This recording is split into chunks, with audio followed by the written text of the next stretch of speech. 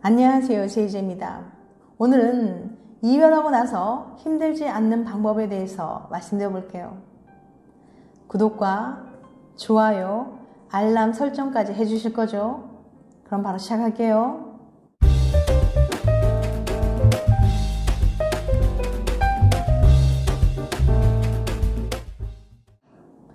이별은 누구나 아픕니다. 특히 차인 쪽이라면 더 아프죠. 그런데 혹시 이런 생각해 본 적 있나요? 우리는 왜 이걸 아프다고 표현할까요? 이별이 분명 괴로운 건 맞지만 칼에 베이거나 몸에 상처가 날 때처럼 실제로 아픈 건 아닐 텐데 말이죠. 흥미로운 건 우리뿐만 아니라 다른 문화권에서도 이별의 아픔과 신체적인 아픔은 같은 단어와 표현을 사용하고 있다는 거예요.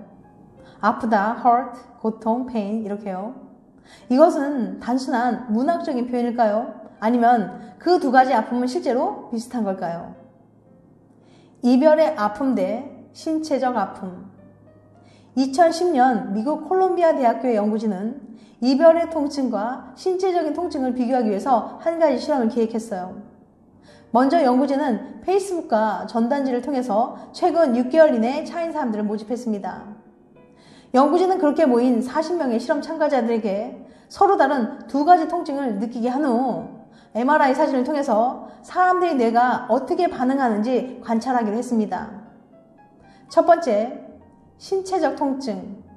먼저 연구진은 신체적인 통증에 대한 뇌의 반응을 알아보기 위해서 참가자의 팔에 뜨거운 열을 가했어요. 약간 고통스럽지만 참을 만한 정도의 열이었죠. 두 번째, 이별의 통증.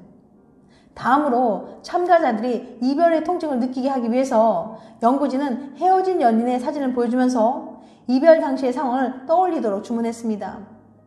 참가자로서는 꽤 고통스러운 순간이었겠지만 이 방법을 통해서 참가자는 실험에 필요한 이별의 아픔을 느끼게 됐죠. 자, 두 가지 서로 다른 통증에 대해 참가자들의 뇌는 어떻게 반응했을까요? 먼저 팔에 뜨거운 열이 가해졌을 때 뇌에서는 신체적 통증에 관여하는 부분이 활성화되는 것으로 나타났습니다. 이는 지극히 자연스러운 결과죠. 놀라운 것은 참가자에게 이별의 상황을 떠올리게 했을 때도 마찬가지로 신체적 통증에 관여하는 부분이 활성화됐다는 점이에요. 쉽게 말해서 뇌는 이별로 인한 통증을 신체적인 통증과 똑같이 받아들인다는 거죠. 몸에 난 상처, 마음에 난 상처 다 아픈 거예요. 이별의 아픔을 위한 약. 실제로 한 연구에 따르면 몸의 통증을 줄여주는 진통제를 먹으면 이별의 아픔이 완화된다고 해요. 결국 우리가 이별의 순간을 떠올리면서 마음 한켠이 아려오는 것은 단순한 느낌이 아니었다는 거죠. 우리의 뇌는 실제로 몸 어딘가 상처가 난 것 같은 통증을 느끼고 있는 거예요. 물론 모든 상처가 그렇듯이 이별의 상처도 시간이 지나면 자연히 회복되겠지만 만약 할 일이 태산인데 아무 일도 손에 잡히지 않는다면 진통제 하나를 먹어보세요. 비교적 담담히 일상을 이어나갈 수 있을 거예요. 난 여전히 아파. 이별 후에는 한동안 우울한 감정에서 벗어나기 힘듭니다. 마치 영상이 연속 재생되는 것처럼 헤어지던 순간이 끊임없이 떠오르고요. 자꾸 그때로 들어가 처음 이별하는 것처럼 마음이 아파옵니다. 이 고통 조금이라도 덜어낼 수 없을까요? 버클리 대학의 오즈렘 에이덕 박사는 힘든 경험에서 벗어나는 법을 찾고 있었어요. 그는 참가자들을 모아서 특이한 실험 하나 진행했는데요. 먼저 참가자들을 두 그룹으로 나눠서 각자 힘들고 고통스러운 기억을 떠올려 보게 했습니다. 그리고 나서 박사는 두 그룹에게 각기 다른 지시를 내렸어요. A그룹에게는 1인칭 시점에서 당시 상황과 나의 감정을 생생하게 떠올려 보라고 했고 B그룹에게는 제3자의 관점으로 스스로를 바라보라고 말했습니다. 더 구체적으로는 자기가 벽에 붙은 팔이라고 생각하고 그 당시의 나를 지켜보라고 부탁했죠. 이후 박사는 사람들의 혈압과 심박수 그리고 그 사건을 얼마나 고통스럽게 기억하는지 측정해봤습니다. 결과를 보니 팔의 관점에서 자기를 바라본 사람들이 혈압이나 심박수는 물론이고 고통스러운 정도도 훨씬 낮았다고 해요. 심지어 이들은 힘든 경험을 통해 좋은 교훈을 얻게 되었다는 반응까지 보였죠. 상황을 바라보는 관점만 바꿨을 뿐인데 마음이 훨씬 더 편안해진 거예요. 나와 거리두기. 심리학에서는 이런 방법을 나와 거리두기라고 해요. 이 방법은 힘든 상황을 겪고 있는 나의 상태를 한 발짝 떨어져서 보는 걸 말해요. 예를 들어 이별 후에 너무 힘들면 이렇게 생각해 보는 거죠. 나를 저 벽에 붙은 팔이라고 생각해 보자. 저기 내가 울고 있네. 별로 힘들 일 아닐 것 같은데.